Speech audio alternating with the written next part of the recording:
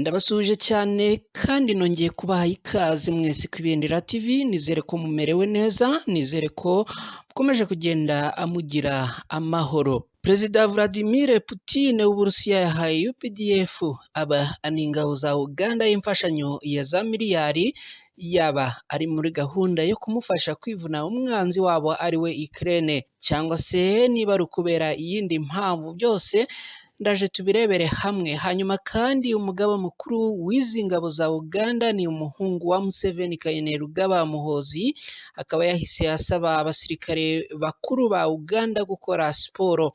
Ese aba basirikare baba bitegura urugamba cyangwa bugarijwe n'umubyibuho? Impamvu ndaje tuyimenye.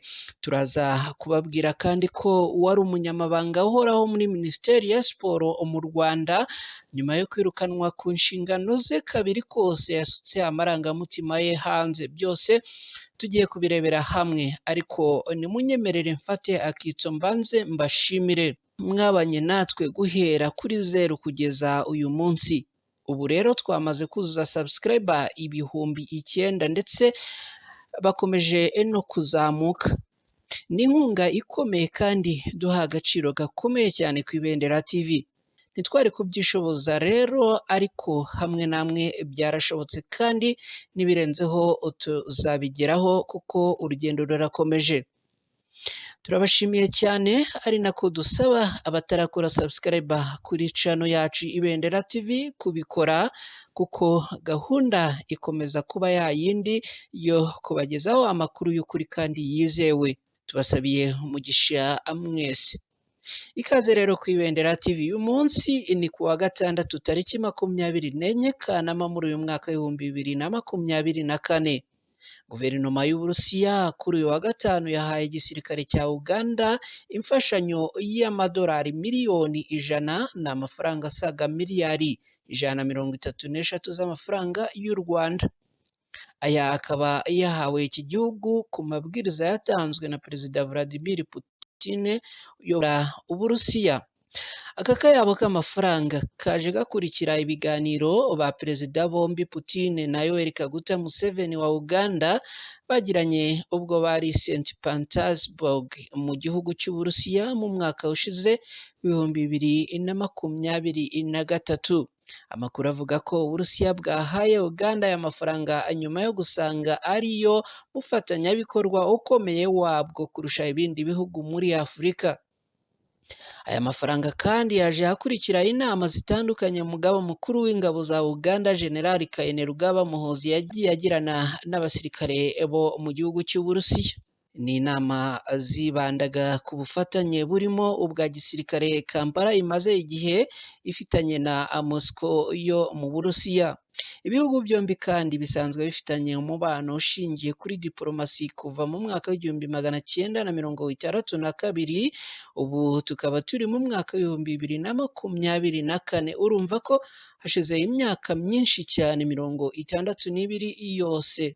Mu mwaka ushize 2023, Minisitiri w'Ububanyi n'Amahanga w'Uburusiya Sergei Lavrov yasuye igihugu cya Uganda, asigaye yiyemeje ko igihugu cye na Uganda bigomba kunoza ubufatanye mu nzego zirimo iterambere ry'ibyogajuru, isanzure, ubutaka ndetse n'ibindi bikorwa remezo bifitiye inyungu igisirikare ndetse n'abaturage.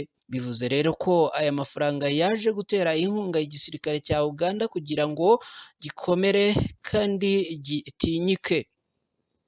Ntabwo amakuru yaba yagiye hanze ngo bisobanuke neza niba umugambi w'Uburusiya ku Bugande hari aho uhuriye no kuba iki gihugu cy'Ubugande cyakwifashishwa mu ntambara Uburusiya burimo kurwana na Ukraine. Gusa ikizwi ni uko Uburusiya bwavuze ko muri Afurika Uganda ari cyo gihugu cy'umufatanyabikorwa ukomeye wabwo kurusha ibindi bihugu byose.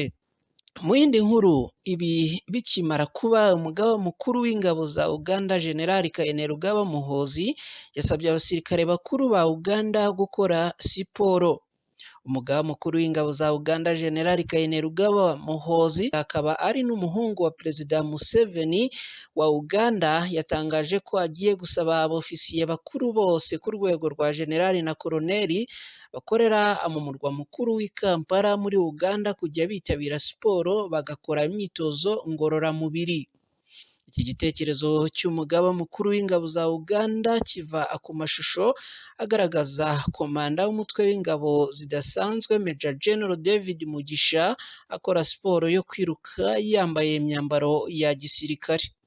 Muhoozi yakoresheje urubuga rwe rwa X yahoze yitwa Twitter yatangaje ibi avuga uburyo General Mugisha yoroherwa no gukora imyitozo ngororamubiri. Avuga ko uburyo General Mugisha yoroherwa no gukora imyitozo ngororamubiri bukwiye kubera isomo abasirikare bakuru bose bo muri iki gihugu cya Uganda. Aha yagize ati Major General ari kuduhiga twese ku miterere, ndamushimira.